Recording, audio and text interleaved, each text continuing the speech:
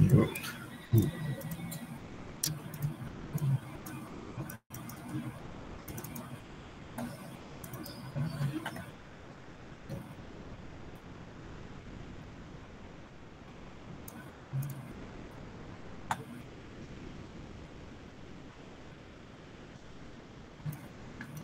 so ito yung ating ginawa kahapon na exercise para dun sa pag-compute ng degrees of freedom. So, paano na ba siya ginawa? Ginawa natin, tingnan natin yung drawing. Then, in-identify natin yung mga parts niya. So, meron tayong links. The ground is always 1, link 2, and link 3. Then, identify natin yung F1. F1 is yung dugtungan natin ng links. So, we have F1 here, here, at here. So, nung alam na natin kung ilan ng N, is tatlo. Number of F1, nakita natin is 1, 2, 3, tatlo ulit. Then, wala namang F2 kasi ang F2 natin is cam or gear. Kaya ang ginawa natin, sinubstitute na natin ito dun sa ating Rabler's equation. M equals 3 times the quantity N minus 1 minus 2 F1 minus F2. Kaya, nung kinupit natin, ang lumabas ay mental math 3, 0. And 0 ay determinate structure. So, pwede siyang gumalaw, pwede hindi. Then, example din ito. Ground natin dito is 1. Link natin is 2, 3. Sanay lang ako ng pa-clockwise yung pagbibilang ng link. Pero as mentioned naman sa inyo early kahapon, is pwede namang iba-iba yung arrangement kung aling numbers yung links na gusto niya. Basta pareho pa rin yung magiging sagot. So we have 7 links here, including the ground. How many F1? We have here 1, 2, 3, 4, 5, 6, 7, 8. So we have 1, 2, 3, 4, 5, 6, 7, 8. So 7 links. F1 natin is 8. So 7 minus 1 is 6 times 3 is 18. Minus 2 times 8 is 16. 18 minus 16 is 2. M equals 2. So the mechanism has 2 degrees of freedom. Yun lang yan. Last example. What if meron tayong joint na may tatlong link? Kasi ang link natin dito is 1, 2, 3, 4, 5, 6. Then itong X na nasa gitna, 7. Again, ang count nitong nasa gitna is 1 lang kasi shaded naman siya. Hindi siya yung katulad nito na may bilog. Ito wala itong bilog eh. Kasi yung representation natin ng joint ay ganito. Yung bilog na yan. So going back, walang bilog ito. Kaya, counted siya as 1. So dito, ang F1 natin, ito tatlo yung link na nakakonekta. So we have 1, 2, and 7. Kaya ang count ng F1 nito is 2. Then ito, isa. Then ito, 2 din. Kasi tatlong link ulit yung nakakonect dyan. Same here. Then ito isa lang. Then ito 2 din. So if we will count the number of links, we have 1, 2, 3, 4, 5, 6, 7. The number of F1 is 1, 2, 1, 2, 3, 4, 5, 6, 7, 8, 9, 10. So if we will substitute this to the Grabler's equation, makukuha nating sagot is, wala yung mouse ko. 7 minus 1 is 6 times 3 is 18. Minus 2 times 10 is 20. Negative 2. Dito, hindi nagagalaw yung ating mechanism. So that's what we did yesterday. So for today, bagong lesson na tayo. Simulan natin sa types of mechanism. Then kung may time pa, i-diretso na natin sa vectors. Kung wala na, edi stop na tayo sa types of mechanism.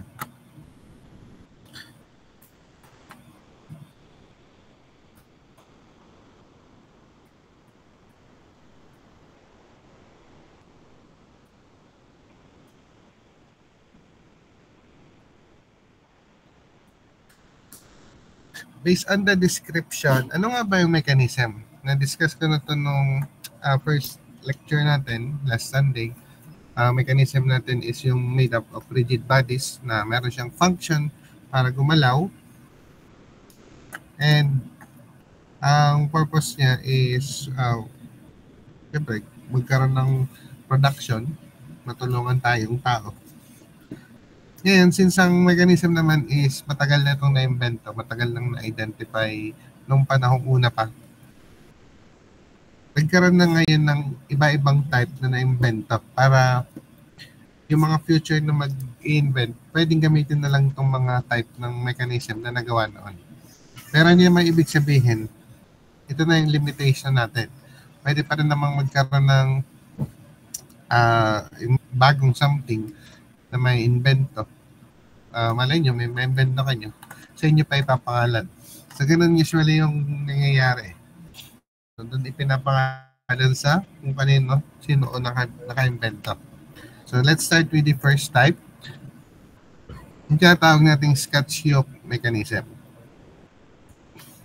Ang mechanism natin, siyempre, is nakadepende kung ano ba yung required ng ating production. Halimbawa, may kailangan tayong application na dapat yung movement ng ating mechanism is ganito. So, kaya nabubuo yung mga ganyang klase ng mechanism. So, for this example, makikita ninyo is merong gumagalaw ba yung image sa inyo? Hindi ko kita eh.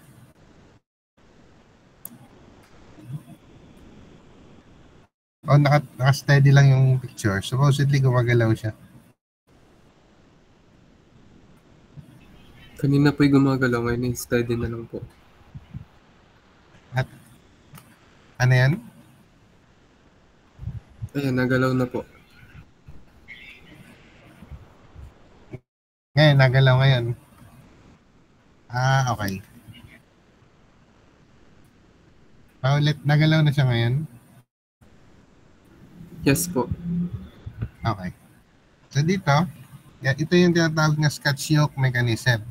Na meron siyang umiikot na may kailangan siyang paggalawin ng part ng mechanism na mag-reciprocate siya. So, mapapansin nyo, nag-reciprocate yung ating mechanism. So, kamukha na rin naman ito ng slider crank, yung crank slider nating mechanism o yung parang piston type natin. So, iba lang yung itsura niya. Ang application nito is merong, kagaya ito, example is steam pump. Ginagamit siya dun sa mga machine na pang-test ng vibration. So, kung kailangan din ng sine-cosine generator, pwede din ito. So, kung ano-ano yung mga yon, hindi pa ako nakakakita na. Pero basically, kung ang kailangan natin sa machine natin is something na nagbabalik-balik on a set period of time, pwede natin gamitin itong Scotch-Yoke. Then we have quick return mechanism. Ano ibig sabihin ng quick return? So literally, pag quick return mechanism, bumabalik siya dun sa original position niya ng mas mabilis. So titingnan nyo dito, ang nangyayari, nagta-travel yung yellow from left to right, mabagal. Pero yung pagbalik niya sa left, mabilis. So, yan yung quick return mechanism. Again, itong mga ganitong mechanism, nai-invento lang ito. Depende sa pangangailangan ng equipment. Kung ano yung requirement para gumalaw yung mechanism, so kailangan ganyan.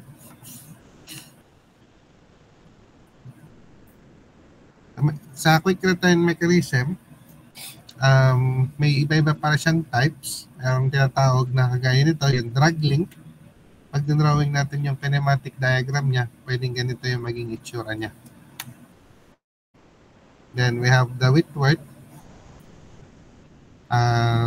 Ito naka-angle siya. Then the crank shaper. So dito, merong nakahiwalay na slider.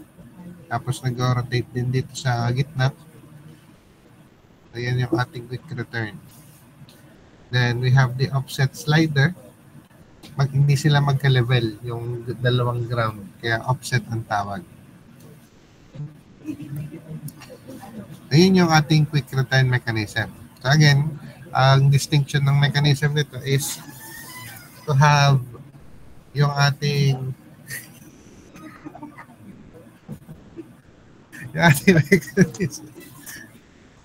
yung ating mechanism ay magta-travel siya pero babalik siya ng mas mabilis papunta sa original position niya. Kaya quick return ang tawag. Then we have toggle mechanism. Saan naman itong toggle mechanism? Literally, meron siyang toggle na makakatulong para sa ito, ang ginagawa nito pag-press. Pwede din kasi itong gamitin as a mechanical advantage. Halimbawa, may gusto tayong buhatin o may gusto tayong tanggalin, so yung mga parts ng mechanism natin nakakatulong para mas madali nating mabuksan o madala yung ating mga bagay. So, para din yan sa martilyo.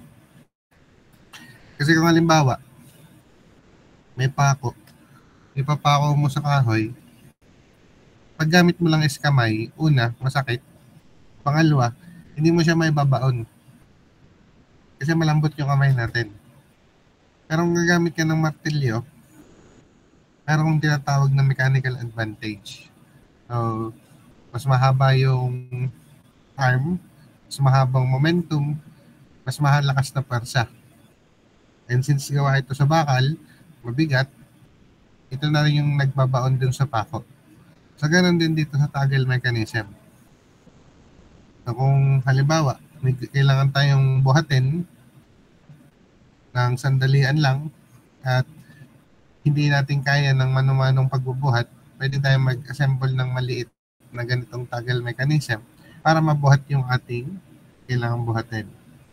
Or kung may kailangan lang buksan, anything na may maliit lang na application para sa pagbubukas. So, yan yung ating toggle mechanism. Meron din tayong tinatawag na Oldham coupling. Ano naman Oldham coupling?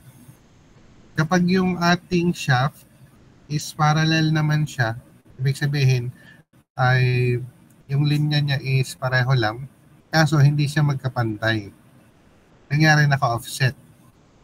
So, paano natin i-connect yung dalawang shaft na out of line? So in the first place, bakit ba siya out of line? Kasi siyempre yung pagkakabitan niya, yung pagdadalhan niya is nakadepende din sa pagkakabitan dun sa frame, sa body, or sa mismong lugar ng paglalagyan. So may mga ganong factor na may chances na hindi mag-a-align yung mga shaft. So in the case na hindi talaga siya mapapag-align, pwedeng gumamit ng Oldham coupling. So sa Oldham coupling, isa siyang mechanism na ito may tatlong part. Itong yellow na nandito sa gumagalaw na video, ito yung link 1. Itong nandito sa picture dito sa kaliwa. Yan. So itong link 1 na to, yan, ito na yung frame niya na nakafix siya dyan. Then yung 2 natin, itong nasa kaliwa, yung 3, itong color green, yan. Then yung 4, itong nasa kanan. Again, ang application namang Oldham coupling is para yung dalawang shaft na hindi magka-align pero parallel naman is mapag-connecta pa din natin. Then we have straight line mechanisms. Ano naman yung straight line mechanism? Meron tayong mechanism na merong isang point dun sa mechanism na nagpapass through sa isang straight line. So imagine nyo itong figure 2.2. Yan. Pag pinagalaw natin siya, pwedeng maging ganito yung itsura niya. Itong nasa kanan. So, all the while na gumagalaw yung ating mechanism, yung gitnang link, yung link tree, hindi naaalis sa isang straight line.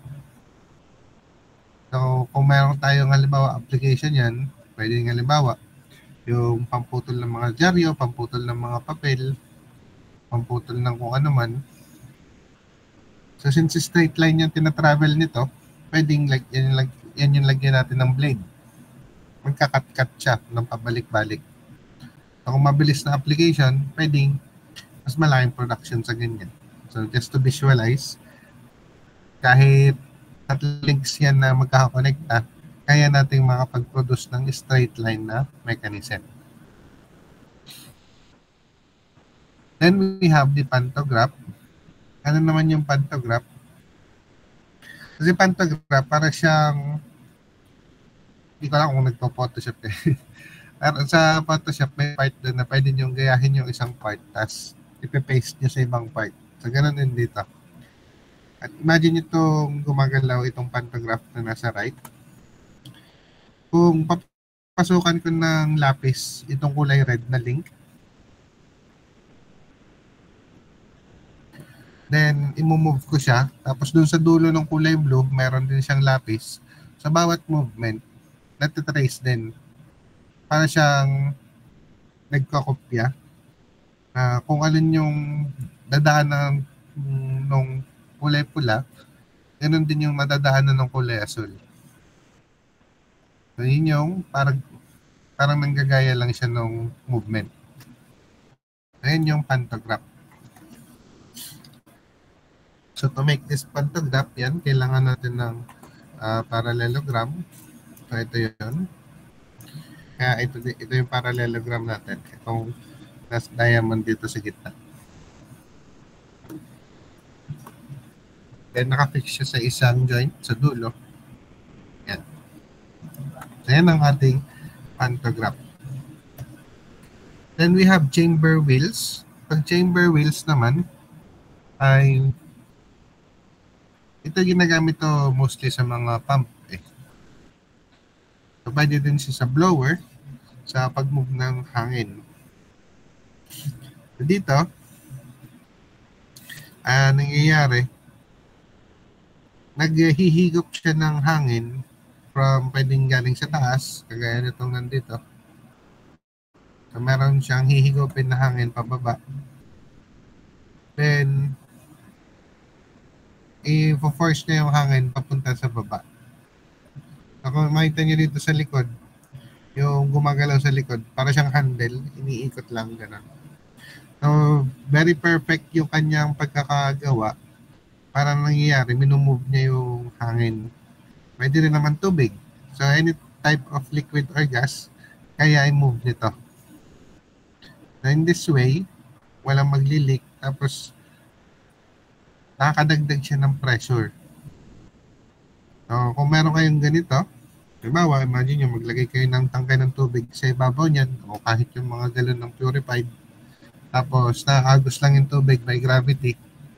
Kapag pinadaan nyo dito yung tubig o kung ano man, lalakas yung pressure niya, lalakas yung pwersa niya pag lumabas na siya kasi may tumutulak sa kanya. So, yan yung ating chamber wheels. Then we have hooks coupling.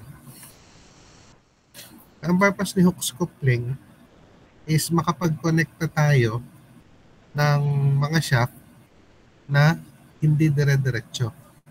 I think makikita nyo ito sa mga sasakyan. Kung nakakita na kayo ng ilalim ng sasakyan, yung connection ng shaft ng makina papunta doon sa gulong, sa mga shaft ng gulong, gumagamit sila ng hooks coupling. Kasi hindi naman natin kayang i-perfect na sobrang dire-diretso siya. So, makikita nyo dito, umiikot yung nasa kaliwang shaft, umiikot din yung nasa kanang shaft, pero not necessarily na isang straight line siya. Pwede tayong magkaroon ng transmission ng rotation kahit hindi straight line yung ating shaft. So, yan yung ating hooks coupling.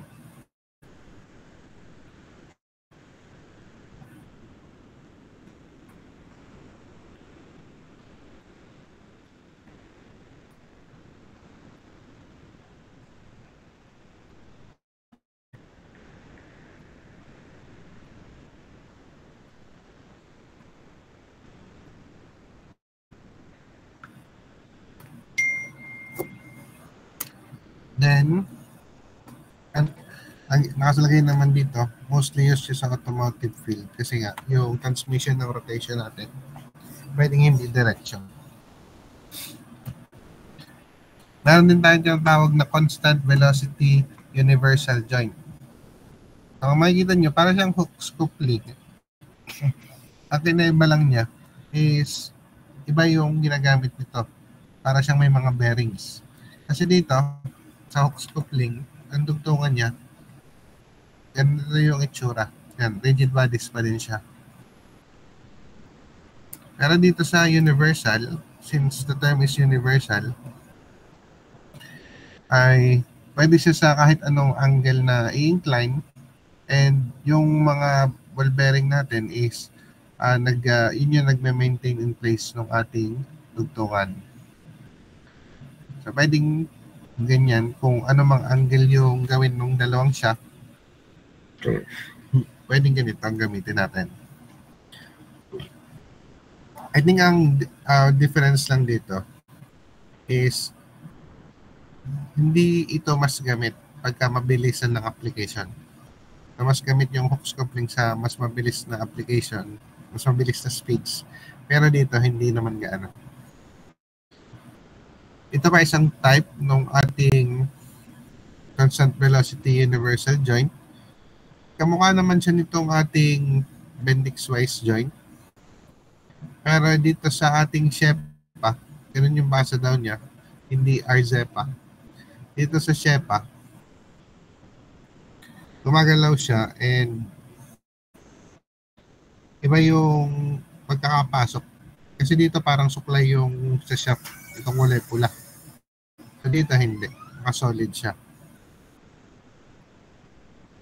Then meron pang encasement din dun sa loob ng mga shaft. So ito yung kahit anong angle pwede.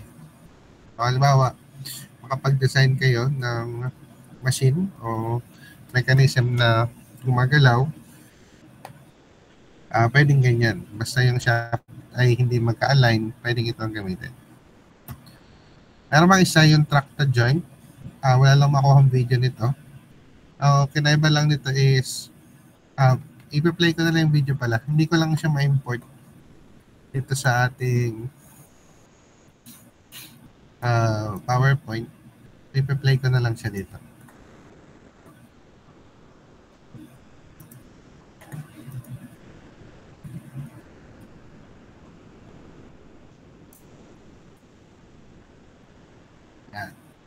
So, dito sa tractor joint,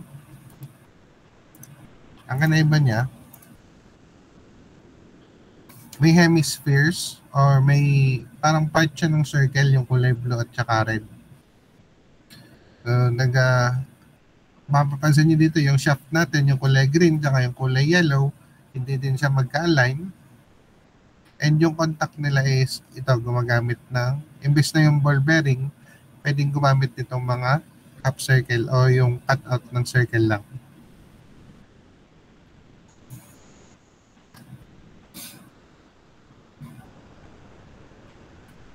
Yan yung ating tractor joint.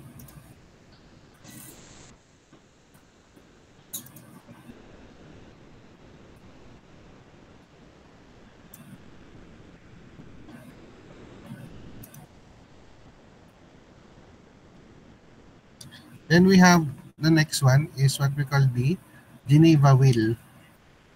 So sa Geneva wheel, ang kailangan natin na motion ay hindi continuous. Kailangan natin, ito tinatawag nating intermittent motion.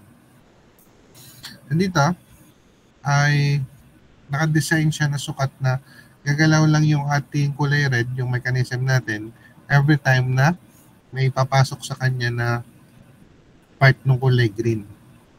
So, saan ito ginagamit? Kung nakakita na kayo ng mga video ng mga assembly line, yung halimbawa na sa mga manufacturing plant, yung nag-move yung mga bote.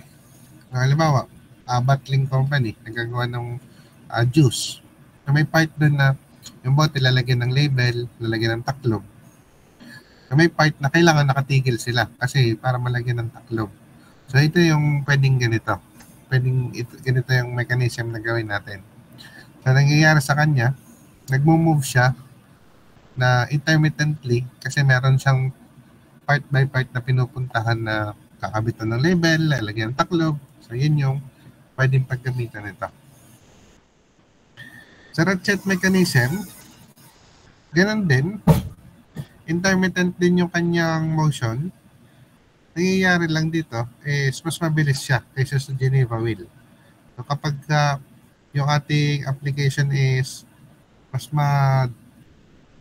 frequent yung kailangan natin na pag-move, pwedeng ratchet mechanism ang gawin natin sa imbes na Geneva wheel. Ito naman, kamukha din siya nung Geneva wheel. Pinaiba lang ng intermittent gearing is meron lang isang ngipin lang din na nagpapaikot dun sa ating gear.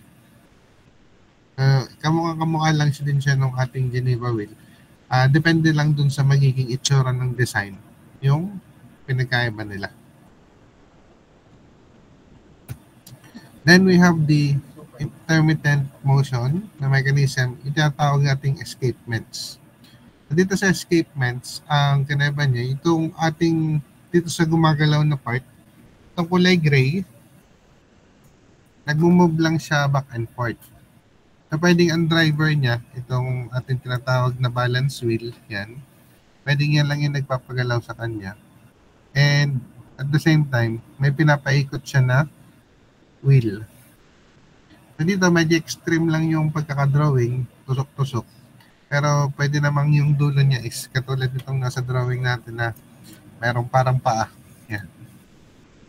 So again, itong intermittent motion na ito, itong escapement is depende kung ano yung requirement natin. Kung kailangan ba natin na sunod-sunod na mabilis, sunod-sunod na mabagal. So lagi magdedepende din kung paano yung movement na kailangan natin dun sa ating makina.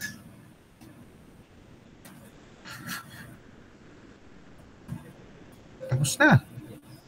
Ayun yung different types of mechanism natin. So doon, makikita nyo, hindi pa siya machine kasi napakasimple nila. Isa lang yung function nila. Magiging machine lang siya kapag meron siyang sunod-sunod magkakasamang mechanism na magpa-function. So, madali example na dun yung makina ng kotse. So, yung engine nila, maraming mechanism na nandun sa loob nun at pwede na siya i-consider as machine. So, looking at it, may konti pa tayong time. Introduction ko lang yung vector, tapos na tayo ngayon. So, dito sa introduction ng vector ay okay, so madali lang naman ito.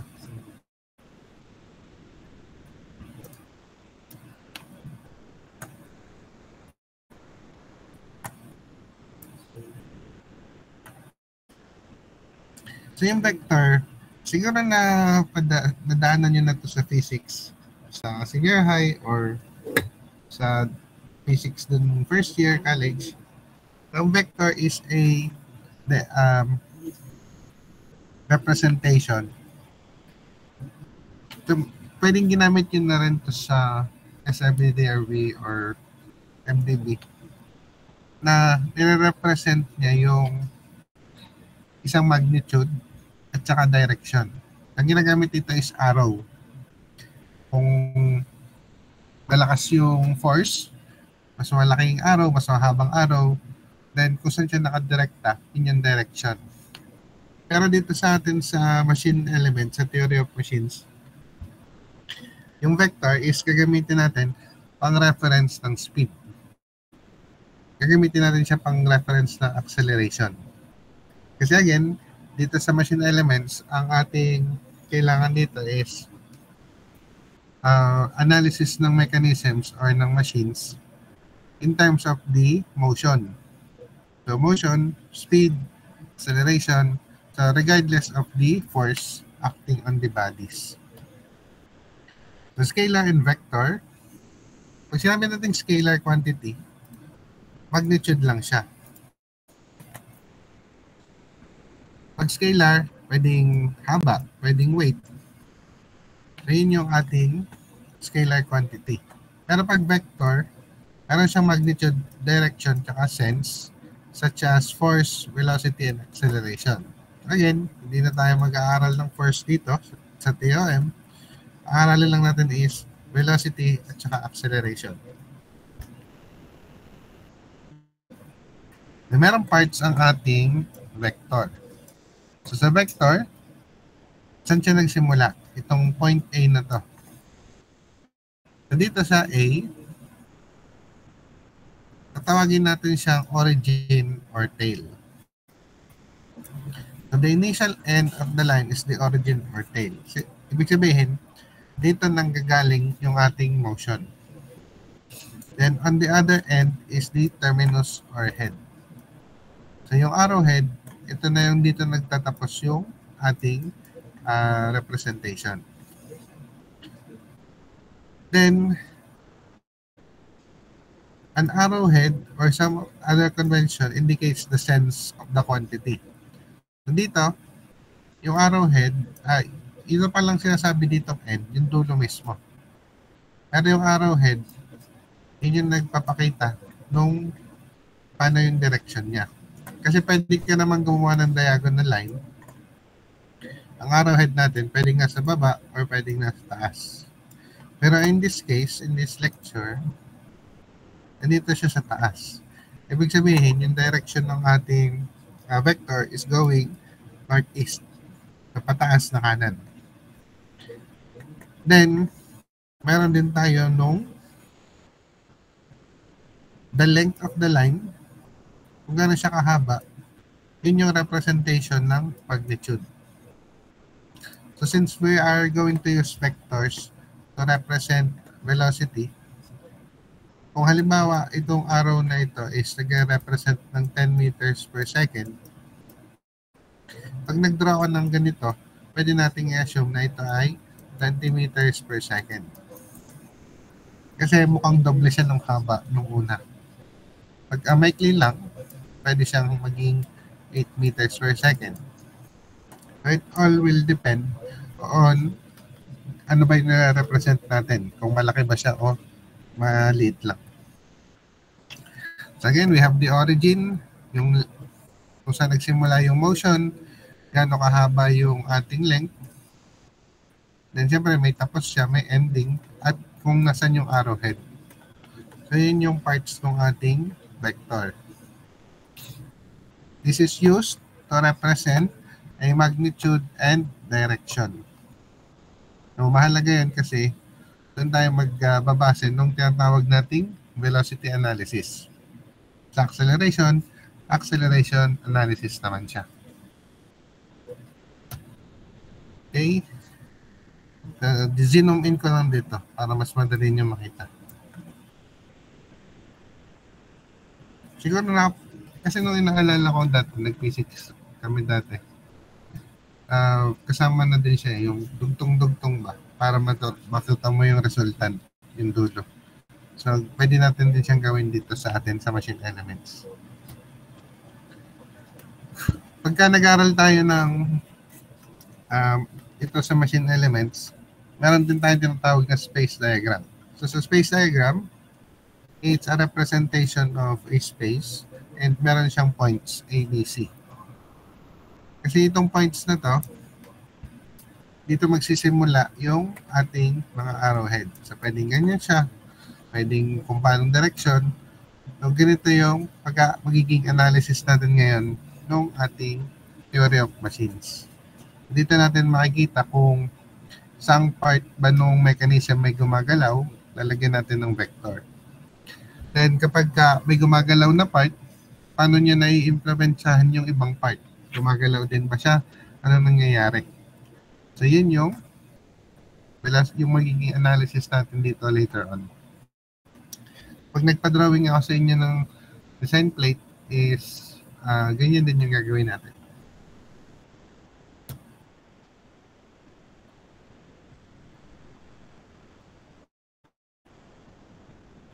Then we have the position of vectors. Pagka meron tayong space diagram, since ano represent dito is part ng mechanism natin, and kung i-analyze natin yung mechanism na yon, pwede nating pagsamasamahin yung mga velocity niya para sa analysis niya. Pwede, pero depende pa rin sa kung ano ba yung kailangan hanapin. Kasi meron tayong tinatawag na vector addition. Sa vector addition, lahat ng vector na nandun sa isang mechanism, pwede natin siyang i-represent sa iisang vector lang. So kung ang mechanism natin, may na-analyze tayo na 5 vector o 5 arrow, pwede natin siyang i-convert sa iisang vector lang. I-total natin siya. So the sum of the quantities is called the resultant. So pwede natin siyang tawaging resultant vector. Then yung mga addends niya, yung mga pinag-add natin, yun yung components natin. Yung component vectors. Meron tayong iba-ibang way para sa addition ng vectors. Ito yung unang dalawa. Itong unang dalawa, magkamukha lang to. Kasi para lang tayong gumawa ng triangle pareho. So yung unang dalawa, yung dalawang vector, pagsasamahin natin yung kanilang origin. So dito, pagsamahin ko yung dalawang origin niya, tapos yung vector, imi-mirror natin ng naka-broken line sa magka-opposite side niya, may mabubuo tayong parallelogram. And sa parallelogram na yon, magkakaroon tayo ng diagonal. So yung pinakamahabang diagonal, ito na yung ating resultant vector. So parang tayo nag-add lang. So nung pinag-add natin yung dalawang vector, ginawa natin siyang parallelogram, nagkaroon siya ng diagonal, yun na yung resultant natin. So pag pinag-add natin itong vector na nasa baba, itong nasa side, ang katumbas niya ay itong isang diagonal na ito. Kamukha, in the same way, dito sa triangle, dito, kinaiba lang niya, imbes na pagsamahin natin yung origin, dito idudugtong natin yung vector dun sa isa pang vector. So we have the first vector ito. Idudugtong natin yung sunod na vector dito.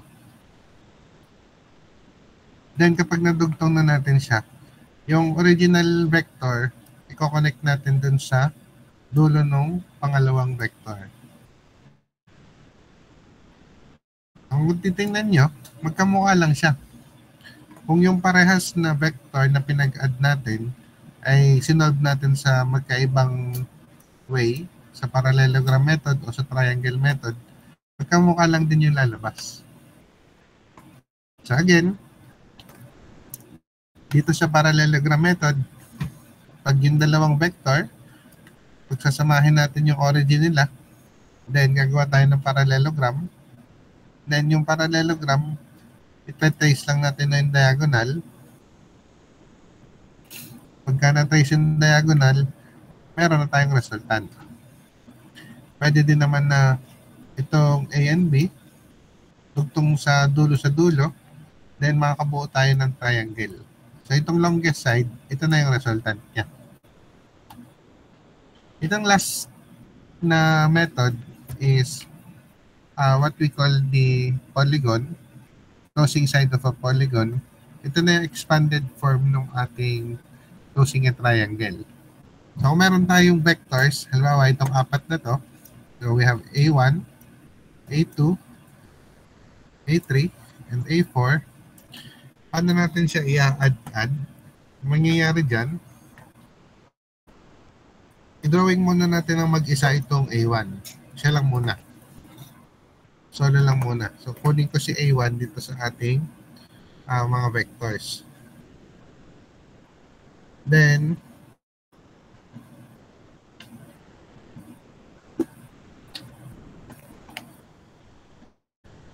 yung sunod na vector, kung ano yung pagkaka-angle niya, idudugtong lang natin siya dito sa ating A1. So, kamukha talaga siya nung sa closing ng triangle. Kasi idudugtong lang din natin eh. Then itong sunod, ito pababa, edi yung 3, pababa lang din. Then yung A4, yung last, ganyan lang din. So once na pagdugtong-dugtong na natin yung mga vector, to close lang natin siya. So from the original position, idugtong natin siya dun sa dulo. So we have a polygon na. Ito na yung magiging resultant. Meaning, itong resultant nito, katumbas na nito itong 4 na nandito. So pwedeng alisin na natin ito sa drawing, ilagay na lang natin itong vector na ito. Katumbas na niya itong 4 na pinag-add natin. So yan ang ating vector addition. Pag subtraction, it's kamukha lang siya nung ating vector addition. Kinaiba dito, yung mga dulo ang pagdudugtongin natin. Yung arrowhead. So yung arrowhead, itong A, ito nasa kaliwa. Then itong A1, itong nasa kanan. Mangyari ngayon dyan, ang pinagdugtong natin yung arrowhead, imbis na yung origin. Then pag pinagdugtong natin yung dalawang origin, ito na yung ating difference. Kasi subtraction na siya eh. So ito na yung difference. And kung titingnan nyo, kung halimbawa ang given sa atin ay itong nasa baba, halimbawa ang given sa atin ay itong nasa babang ito, at saka ito, para lang din tayo nag-closing a triangle method. So, ang maging resultant naman niya ay itong isa. Yun yung ating subtraction by vectors. So, kinaiba, arrowheads ang pinagdudugtong. Then we have resolution and composition of vectors. So, pag sinabi natin resolution and composition of vectors, meron tayong isang vector. Pwede natin i-break down into 2 different vectors. So sa atin, mag-decide muna tayo ng lines. So itong red lines na to, wala naman tong template. Kung saan mo gusto maggawa ng composition, doon mo ilagay. So in my case, gusto ko nandito yung composition natin. Nagdawa ko ng red lines. Again, walang guide to. Kung gusto mong i-break down yung ating vector, kung saan mo gusto ipwesto yung red line, assign nyo na yan. Then, kapag nagawa na natin itong reference line, imi-mirror natin siya. Pag na-mirror natin to, dapat mag-intersect siya dun sa dulo ng arrowhead. So dito, yung unang red line natin, dalawa, i-connect natin sa origin, tapos sunod, imi-mirror natin at patatamain natin dun sa arrowhead. Then, dun sa intersection points ng ating mirror na lines, magagawa tayo ng lines ngayon na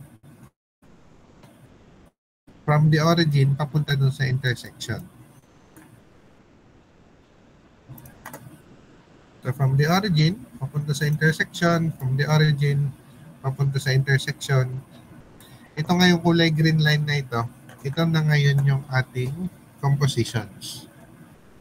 So again, kung titingnan nyo yung itsura niya, parang reverse method. Hindi parang. Reverse method siya nung addition ng vector. Kanina kasi ang ginawa natin, may parallelogram method tayo. And dito ang ginawa natin, yung vector, nilagyan natin ng parallelogram, tapos nakuha natin yung composition. Kanina, yung dalawang vector, ginawa natin ng parallelogram, nakuha natin yung resultant.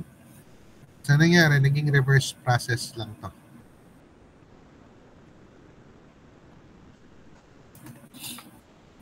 Okay. Pagka nagsusulat tayo ng vectors, kung gusto natin i-express siya in a mathematical gesture, ganito yung magiging pagsusulat niya. Yung plus sign niya, merong arrowhead sa kanan. Itong A sub 1, ito naman yun. Then yung A sub 1A, ito yun, itong nasa kanan. Then, ang kanilang resultant, itong A.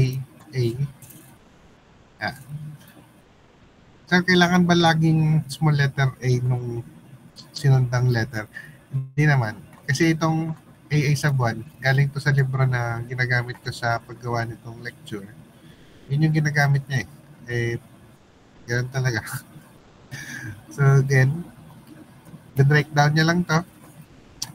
Yan, ganyan yan. Pag mag-a-add tayo ng vectors at i-express yun yung mathematical equation, yung plus sign niya is may arrowhead dito sa kanan.